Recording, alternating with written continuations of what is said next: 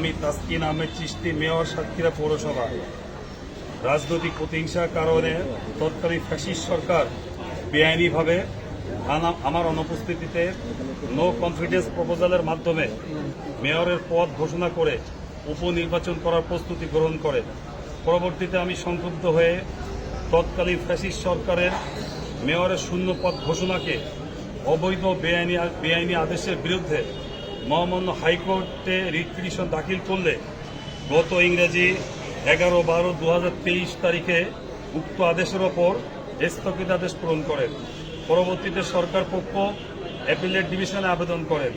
সর্বোচ্চ আদালত উভয় পক্ষের শুনানি শেষে সাতক্ষীরা পৌরসভার মেয়রের কার্যক্রমের ওপর স্থিতি অবস্থা অর্থাৎ স্ট্যাটাস কো প্রদান করেন।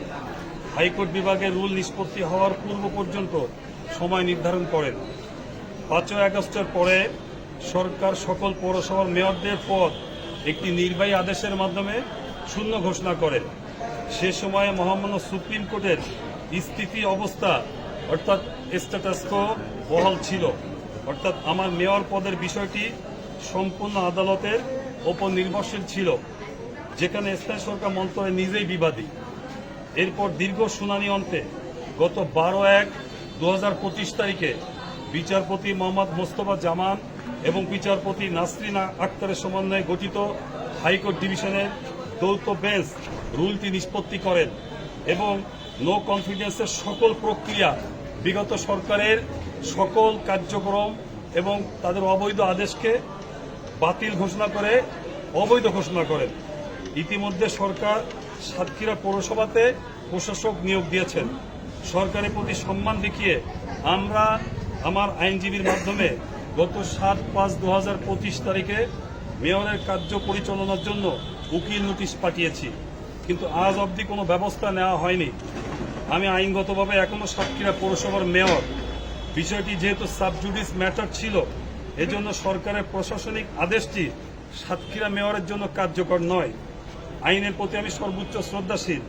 আইনজীবীর মাধ্যমে আমি যে নোটিশটি পাঠিয়েছি সেই নোটিশটি যথাযথভাবে ব্যবস্থা করার জন্য এবং বাংলাদেশের সর্বোচ্চ আদালতের প্রতি সরকার আইন মেনে চলবে এবং সুবিচার প্রতিষ্ঠিত হবে, নাগরিক সেবা নিশ্চিত করার জন্য সাতক্ষীরা পৌরসভার মেয়রের প্রতি বিগত দিনে যেমন ফ্যাসিস্ট সরকার অন্যায় করেছে, বর্তমান সরকার অন্যায় করবে না।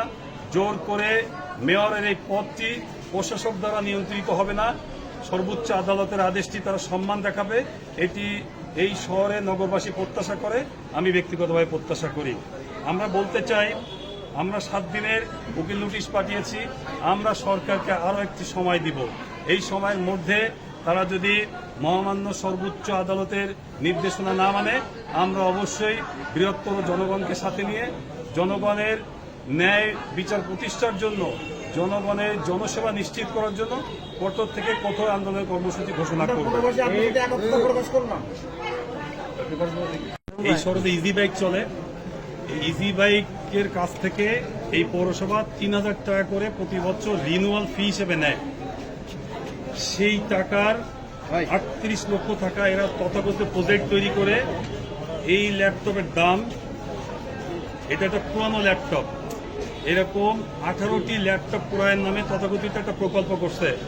এই প্রকল্প দেখিয়ে তৎকালীন এখানকার সিও নাজিমউদ্দিন এবং জোর করে থাকা মেয়র দাবি করা 4 নম্বর ওয়ার্ড কাউন্সিলর স্বেচ্ছাসেবক লীগের সভাপতি কাজী ফিরোজ হাসান, এই দুজন মিলে সিন্ডিকেট করে কর্মকর্তাচারীদের নিয়ে, দুর্নীতিবাজ কাউন্সিলরদেরকে নিয়ে এই টাকা লুট করে সরাসরি। এই ল্যাপটপের বাজার মূল্য 28,900 টাকা।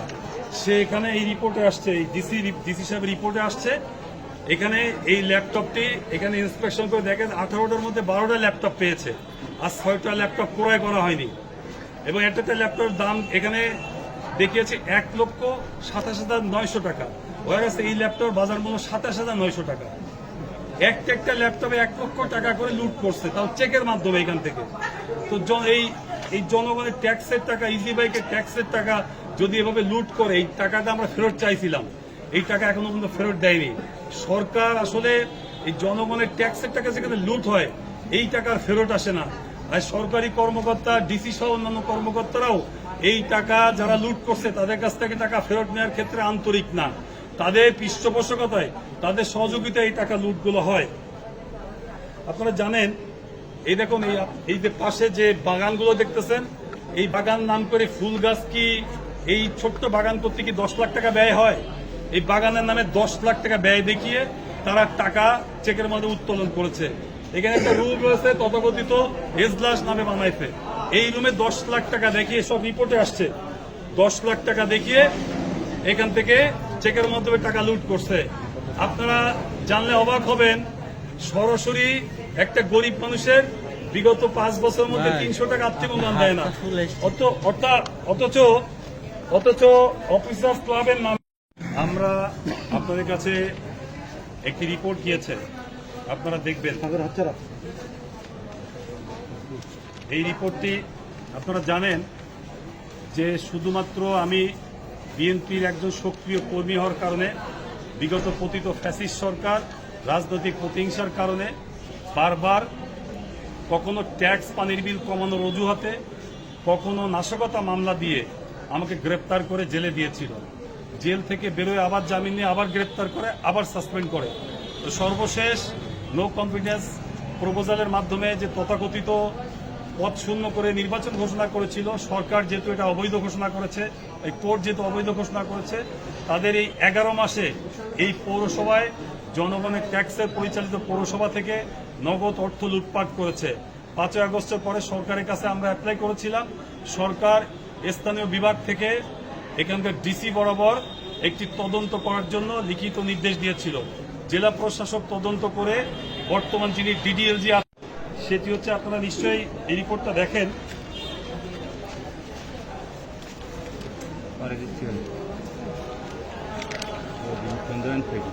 আজ আমি